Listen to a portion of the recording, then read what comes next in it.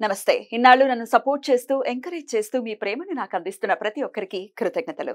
అలాగే ఈ వీడియో కూడా ఖచ్చితంగా మీకు ఉపయోగపడుతుంది. లైక్, షేర్ అండ్ సబ్స్క్రైబ్ చేసి మీ సపోర్ట్‌ని నాకు అందించండి. అలాగే ఈ వీడియో పట్ల మీకున్న అభిప్రాయాన్ని కామెంట్ సెక్షన్‌లో కామెంట్ చేసి తెలియజేయండి. ఇప్పుడు వీడియోని చూద్దాం. సూర్యోస్మి, నేను మీ విక్రమాదిత్య. ఆరోగ్యమే మహాభాగ్యం, ఆరోగ్యం భాస్కరాధీనం. ఆదివారం మద్యం, మాంసం, మైదనం వద్దు, ఆరోగ్యం ఐశ్వర్యం వద్దు. మీరు ఆచరించండి, 10 మందిని ఆచరింపచేయండి. ఆచరించండి, ఆరోగ్యవంతులుగా ఉండండి. ఆచరించండి, ఐశ్వర్యవంతులు కండి. ఆచరించండి, ఆనందంగా జీవించండి. సూర్యోస్మి.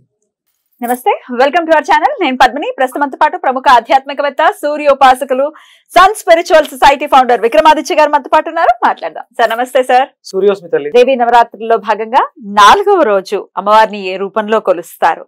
అలాగే ఒక వెజిటబుల్ థెరపిస్ట్ గా కూడా చెప్పండి. శాకాంబరి అమ్మవారిని మరి కొలుస్తాం కాబట్టి ఏ వెజిటబుల్ ద్వారా అమ్మవారి అనుగ్రహాన్ని పరిపూర్ణంగా అంటే అమ్మవారికి సమర్పించి మనం తీసుకోవటం ద్వారా పరిపూర్ణమైనటువంటి స్వస్థత ఖచ్చితంగా వస్తుంది? ఏ విషయాల్లో వస్తుంది ఇత్యాది విషయాలు ఒకసారి మీ ద్వారా.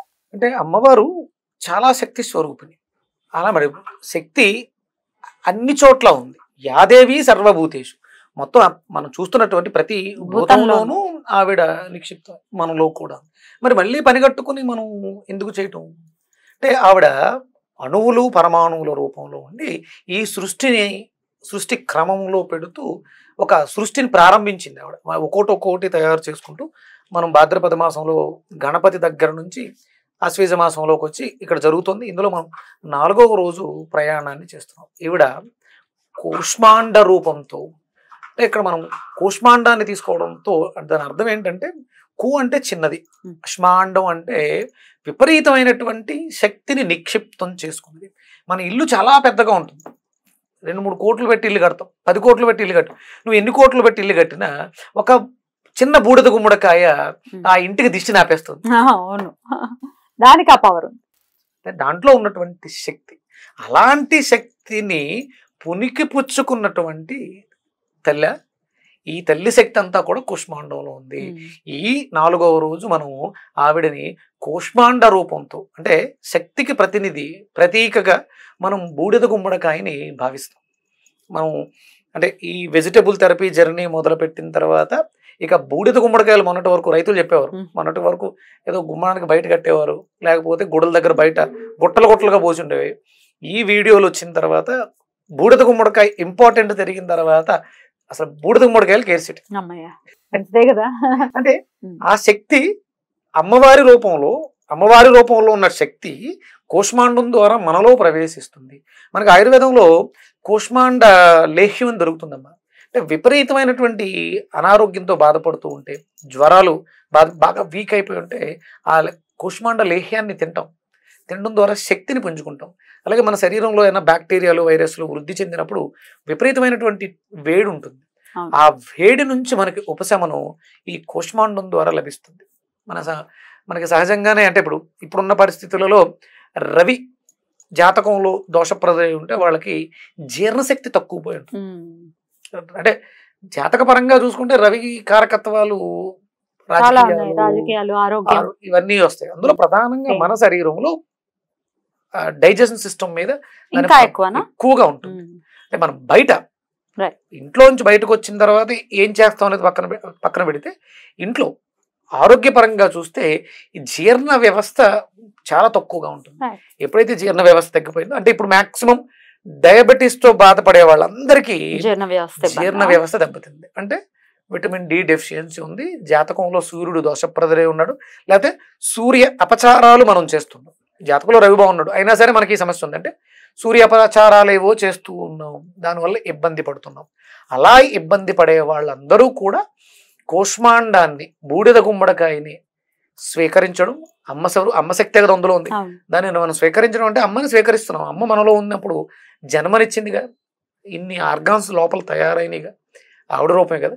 మళ్ళీ తీసుకోవడం ద్వారా ఏదైనా, అంటే ఎవరైతే తయారు చేశారో రిపేర్ అయినప్పుడు వాళ్ళే దాన్ని రిపేర్ చేయగలరు.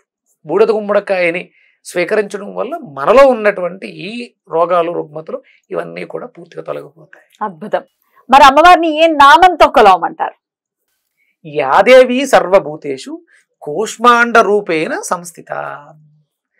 మొత్తం అంతా వ్యాప్తి చెంది ఉన్నటువంటి తల్లి ఈ రోజు మనం కూష్మాండ రూపిణిగా కొలుస్తూ ఉన్నాం. నమస్తస్యే నమస్తస్యే నమస్తస్యే నమో నమః. ఈ నామంతో అంటే సాయంత్రం మనం ఈ అర్చన అమ్మవారిని ఈ రూపంతో ఆరాధించి ధూపదీప నైవేద్యాలు సమర్పించి వేడుకోవడం ద్వారా అరుగుదల వ్యవస్థ మెరుగుపడుతూ ఉంది. బ్యూటిఫుల్.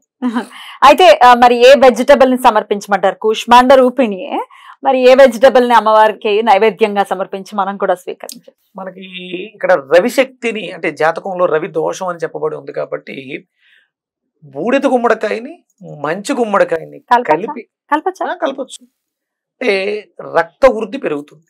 ఎనిమిక్ మనకు ప్లేట్లెట్లు పడిపోయి రక్తం తగ్గిపోయింది అన్నదానికి ఇది చాలా అద్భుతంగా అంటే అరుగుదల వ్యవస్థని మెరుగుపరచడం ద్వారా మన శరీరంలో ఉన్నటువంటి కణజాల వ్యవస్థ వృద్ధి పొందడానికి.